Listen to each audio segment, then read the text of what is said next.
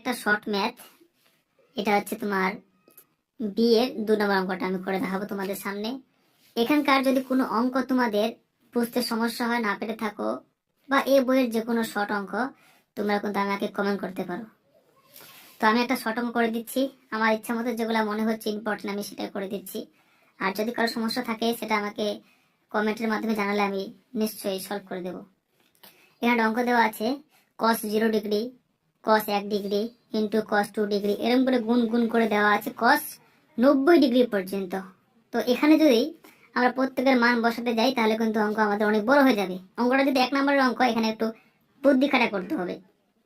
এখানে আমরা cos 0 ডিগ্রির মান জানি আর cos 90 ডিগ্রির মান জানি, বাকি কিন্তু cos 1 ডিগ্রি 2 ডিগ্রি 3 ডিগ্রির মান কিন্তু আমাদের জানা নেই ক্লাস 10 পর্যন্ত।